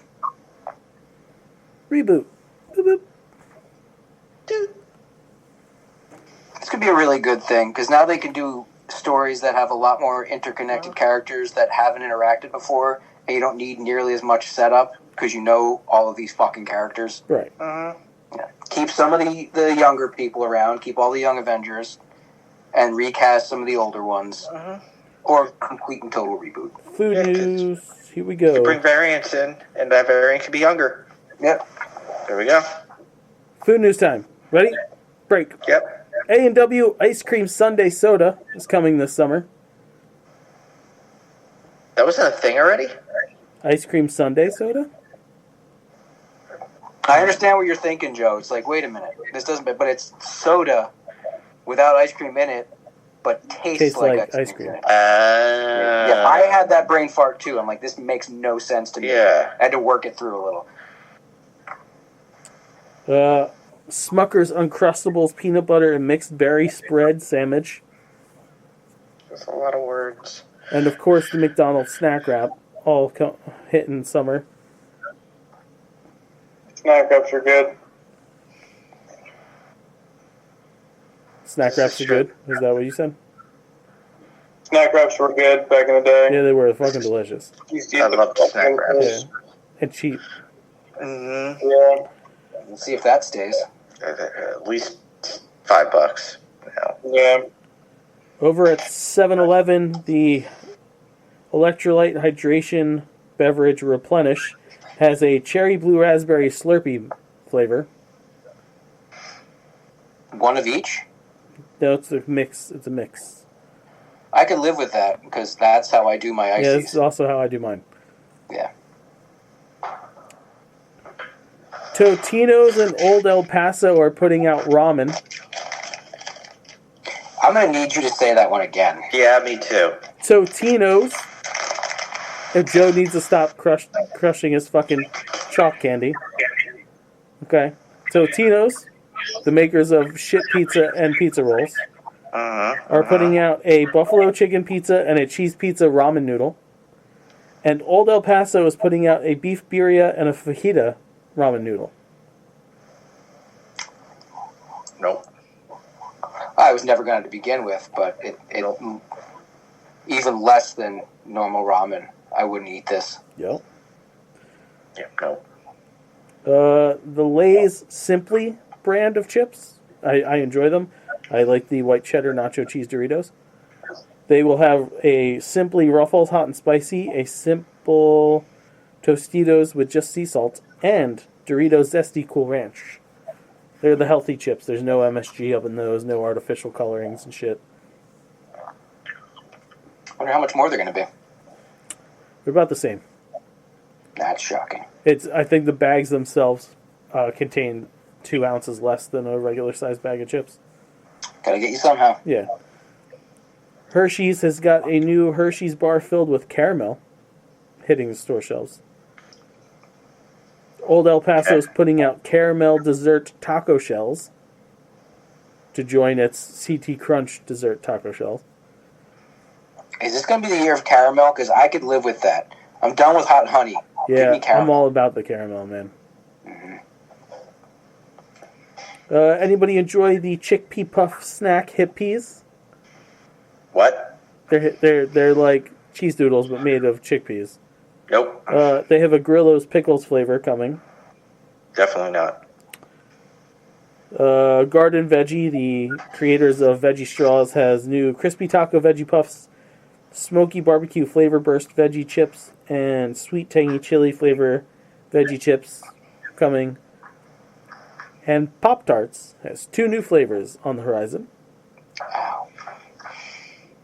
Girl Scout Samoa Cookie and Girl Scout Thin Mints. Shit, I gotta try the Thin Mints. Yep. That sounds, yes, I am there. Yep. I will totally eat a Thin Mint Pop-Tart. Absolutely have to buy a box of those. Yeah. Because they are 2 of my favorite things I shouldn't be eating. Yeah. Yep. We're going to have to try a box, and we're going to have to try to eat it 3 different ways. 1 right out the box, 2 heated, 3rd frozen. I've never had frozen Pop-Tarts. It doesn't Sir, interest me. fudge I've Pop-Tarts had them frozen as are an ice fucking cream incredible. sandwich. Yeah. Shit. Justin, is there like a date on when these Thin Mint Pop-Tarts are coming out? I don't have a exact date, but towards end of spring, beginning of summer. It's within the next month or 2. Fuck. I want it. Reese's is dropping peanut butter and jelly peanut butter cups. 1 strawberry jelly, 1 grape jelly. Whatever you fancy.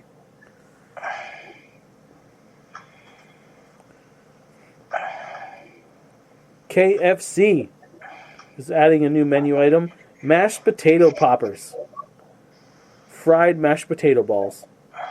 Comes with a side of gravy to dip. Is that serious? Yeah, that wasn't a fucking So, joke. you get to dip your balls in them? Yeah, you dip balls in gravy. Where's the fuck's my... Ah, there it is. S'moreos are coming back. The the s'mores flavored Oreos. We had them last year. They're pretty good. Marshmallow It cream. really is hard to fuck up s'mores. Yeah, marshmallow cream, chocolate cream, and then the cookies graham cracker flavored. Good shit.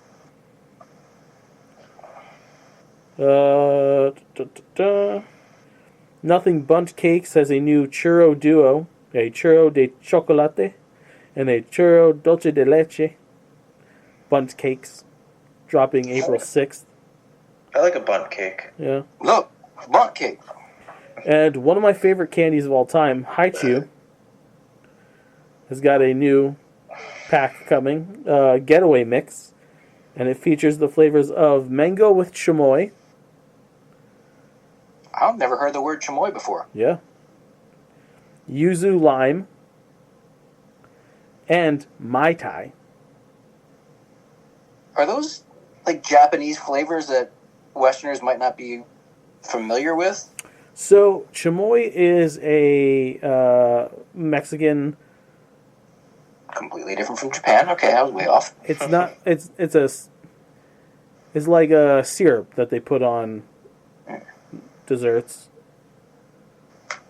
Yuzu is a Asian citrus fruit.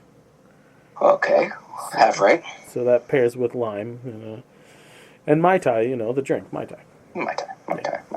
I do love me some Haichu. Might be one of the best chewy candies ever. It really is. I'm a big Starburst fan. I have a sucks to be you before we get to Nerd and Douche. Any of you watched or heard of the show Ghost Adventures? Yes, Okay. Have you heard about one of the stars of Ghost Adventures? I have. I think I read this yesterday. So Aaron Goodwin of Ghost Adventures has filed for divorce from wife Victoria after an alleged hitman attempt. Okay, I think I saw this title, like this article headline, and didn't delve in, but now I want to know more. Yeah, so apparently she contracted a killer to take out her husband. She really should have watched that movie. Yeah. Turns out there really isn't. It's not easy to get a hands on a hitman. No. Most of the time, you're talking to a cop, Yeah. and it's a cop who's really good at pretending to be somebody else. Yeah. Yeah, Mm-hmm. it's cheaper to divorce. It really is, folks. Anyone out there isn't sure. It's cheaper to get a divorce, no matter what, Yeah. and easier. Douches and nerds? I don't have any nerds this week. Nobody did anything worthwhile. But my douche of the week is Gene Simmons. Now, Gene Simmons could be the douche of every week. If you dig deep enough, you could find him doing something douchey on a regular basis. He's pretty cunty. He's extra strength cunt. The fact that he is offering for his fans to pay him $12,500 to be his personal assistant for the day Bite is me. one of the douchiest things I've ever heard. Yeah, you heard me say that right. He's not paying $12,000 a day. He expects to be paid for the privilege of being his assistant. Now there's going to be people who are going to fucking pay this, right? I know, and one of them is Jim Norton. Really? He's a fucking Gene Simmons maniac. He thinks he's his friend, but, it's Gene Simmons. I'm convinced Gene Simmons doesn't actually have friends. He just has acquaintances that haven't paid him yet. I don't like him, always will, and this is just the extra expensive cherry on top. I've never been a Kiss guy anyway. I just always thought they sucked. They have a couple good songs, but the whole aura, the whole thing is too much. It's the wrong decade for me. So I'm going to bring it down. A lot. Oh, yeah. One, fuck Donald Trump. Fuck, duh. But fuck the people in Lakewood who left their baby in a car. God, I saw this. What happened this Because time? today, CPR was performed on the baby, and the baby has since died.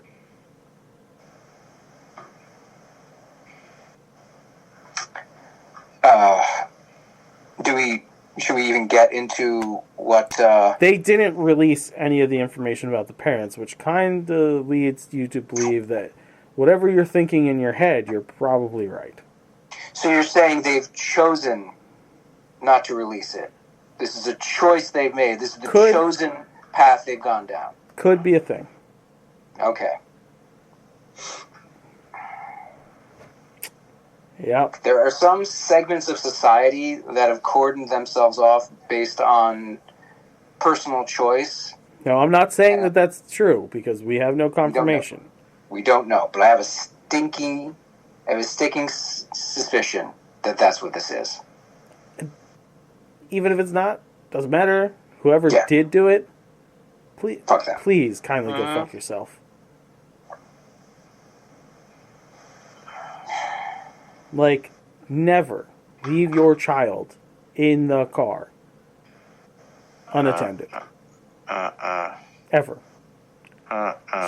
Don't fucking do it. And you shouldn't have to make bumper stickers to remind people to do that. Yeah. But they exist. Yeah, I know. Yeah. I know. Yeah. Like, I can't. This shit makes my stomach hurt. What's mind-blowing is, like, it hasn't even been that hot lately. No. How the fuck does that happen? Well, when you don't crack a window, even if it's not... Like, today, the inside of the car is fucking hot. Like, Yeah, It was hot, even yes. from the, like... When we pick up the little dude, we stand out in front of a school for, like, 15 minutes. We got out of the car for 15 minutes with the windows up. We go back when we go to put him in it, and it's hot. Like, we turn the AC on because he doesn't like when the windows are open. So we had to crank it. And it took a couple minutes. Like, it was very warm in the car. So it's understandable that this kind of fucking tragedy happens. But, like, what the fuck, man? Yep, people are... I don't... Either selfish or oblivious. I like... I can't. Fuck those people. Yeah. I don't have a nerd of the week, except for... Then you do. It's not like... Because I can't fucking... I don't know who these actual people are that posted any of this stuff. But I'm sending it to you guys now. The shit made me laugh like a motherfucker.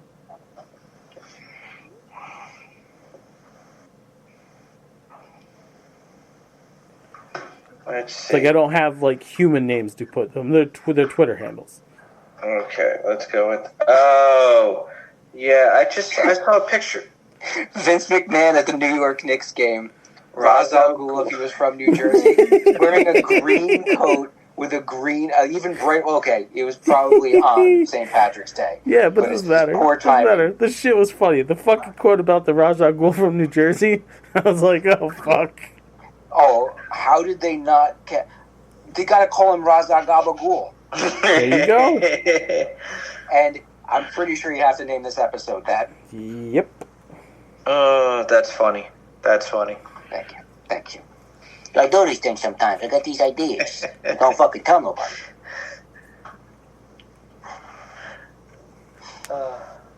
That's priceless. All right. Feels like landing time for me. Yep. Feels like Daredevil time. Really good thing. If you like what you hear, Or see. follow us on the socials, facebook.com/nerdities, at nerdities on Twitter, at nerdities on the Instagrams. If you want to reach out and touch us or talk to us. Onlyfans.com/nerdities. No? Wrong one? My bad. Nerdities@gmail.com. That's how you can communicate with us, unless you want to slide into our DMs, which we're open to that. Yeah, slide. If you, I think I'd open my butthole up for $10,000 on OnlyFans. I know I have. I'd show it. What? ProWrestlingTees.com/nerdities, NERDATIS. Buy our cool t-shirts, please. SinfulCreationsByJustin.com. Sweet treats in your mouth or wherever you want to put them. I don't give a shit what you do after you buy it. You fuck it. Fuck the ham pies. I don't care. Warm them up first, a little bit. Okay. Check us out on YouTube.com, YouTube.com/nerdies. Be sure to like, share, and subscribe to all things nerdies. And remember, you can watch this podcast on YouTube and also on Spotify. I don't know how that one works. I'm still trying to figure that one out, but you can. I'm trying. Yeah, I tried looking, but it's there. So, it's an option. So yeah, it's just like uploading the audio version, but I need like the direct video file. We think we've solved that issue, so you can see our beautiful faces, now mine very bespectacled. Ashamed. As this is week 2 for Glasses Justin. Yeah. I spend most of the show trying to not have my glasses glaring. Yeah, there's no eyes. fucking choice. I I no notice choice. all the shows I'm like playing with my beard. Yeah, it I have happens. something going on with it. You should see what I'm playing with during the show. I'm not wearing any pants. I'm not shocked. My sister how about says underwear? the glasses make me look more menacing when I'm serious. And I'm always very serious. They make you look more mysterious because you can't see your eyes now. Yeah, I do see glare. You look like you're trying to hypnotize us. I am trying to hypnotize you. Joe will take off his shirt and rub his nipples. You are freaking out. Hey, what's everybody doing next Tuesday? Subtle shit that Vinny does. Yeah. Vinny the slowhead. No. Hey, I know we next go, Tuesday? Next What's Tuesday, everybody doing next Tuesday? I'm fucking hosting trivia night on YouTube, live, 8 o'clock Eastern. It's Disney trivia, motherfucker. And what's that, Joe? You want to know if we're giving away prizes? Are we giving away prizes? Fuck yeah, Pat's probably going to win more prizes. And remember to answer the question to get the prize, you have to log in with your YouTube/Google account. We know you have one. It exists. Everybody has one. Just log in. Come on, listeners. Do you want Pat to have every prize? Get in there. Yeah, there's going to be a Disney prize I'm giving away on this one. Ooh. You better fight for your right for free. Yeah. Yeah. Also, stay tuned for season 2 of Nerd ETs, which will be Disney themed. Also, Yeah, we're recreating park classics, and then we're plussing them as we do. And there's a couple on that fucking list. Mm-hmm. Joe might have come himself. When you sent the list, I was sitting next to Beth, going, "Okay." Sitting next to Beth, and she's like, Yeah. "Are you getting hard?" And you're like, "Yep." Hon, we're doing it now. I know it's not the time of the month, but we're doing it now. I get mine right now.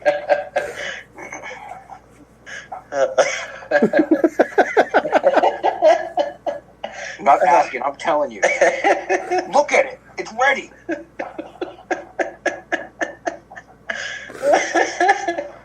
It's your return time for your fast pass, babe. Disney puns are Hop great. on the virtual queue, baby.